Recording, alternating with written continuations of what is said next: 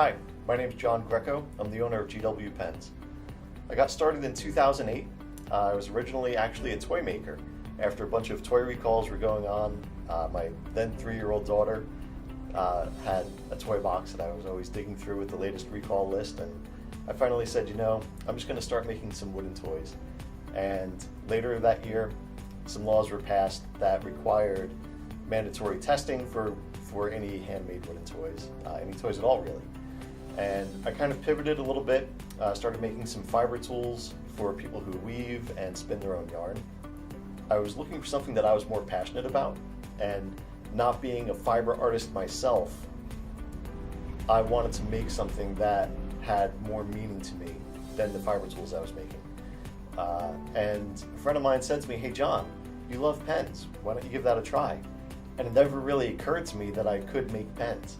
So I looked into it and got the equipment that I needed, made my first pen, and that was it. I knew I had found what I loved to do. So at the time I was working out of my garage, I started off telling my wife I only needed a corner of the garage, and then it became half the garage, and then it was the whole garage, and the dining room table was the photo studio, and the spare room was the packing and shipping room, and things just kind of got out of hand. So after a few years working out of the house, I finally started to look into leasing some space. So I came into town. I love the town. It just has a great small town feel. It was founded in the 1700s, and I do a lot of historic woodwork. So it seemed like it was just a great fit for me in that regard. But I didn't know if I would be allowed to have manufacturing on site within retail. So I went and spoke with zoning, and the zoning board loved it. It's the idea of like when you go down the shore and you see the saltwater taffy being made through the giant windows, and then you can go inside and buy the saltwater taffy. And so that's what I tried to do here. People come in, they like to watch me while I'm working from inside the store, getting different angles. I've had big glass windows installed inside, and it's right by the outside windows too. So people walking by on the street stop a lot of times, they'll just watch and kind of then continue on their way after a minute or so. But it's really kind of neat because it's a window into what goes into making my pens. And a lot of people will see the pens and not really be able to grasp how it was made. So this sort of lifts that curtain a little bit, pulls it to the side, and shows that process. So the 3 main types of pens are ballpoint pen, rollerball pen, and fountain pen. And a lot of people might not realize what the differences are. The easiest way to tell a ballpoint pen is they usually don't have a cap. They're a twist or a click mechanism, and the ink that's inside of them is more of an oily paste instead of watery. The ink cartridges I use are all high-end Schmidt ink. They start writing right away, they don't skip. It's sort of like the Cadillac of ballpoint ink cartridges.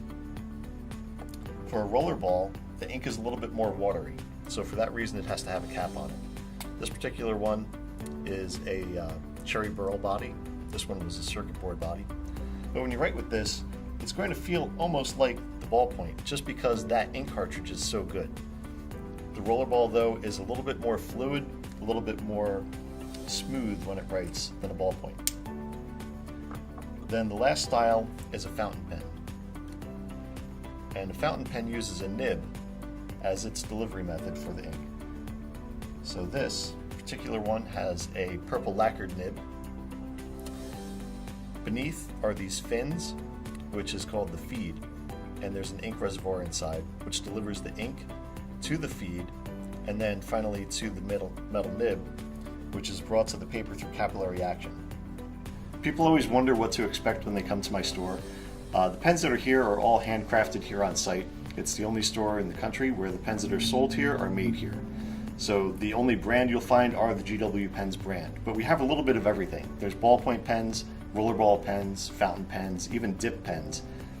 The material choices range from simple wood pieces to historic wood to stone, or even custom made from bronze, brass, copper, you name it. So back here is what I call the historic case. All the pens that are in this particular case are made with wood that's either historically or culturally significant. We have pieces like this pen, which is made from teak decking from the battleship New Jersey. There's also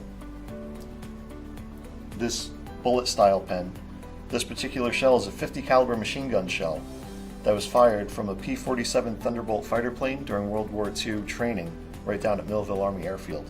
This year, I'm really happy to be part of the Arts in Bloom tour.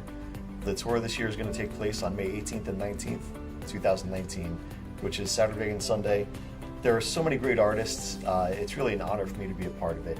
There are sculptors, there are painters, there are glass blowers, photographers. It's just such a great group of artists, and no matter what your personal interest is in art, you're going to find something somewhere that you're going to fall in love with.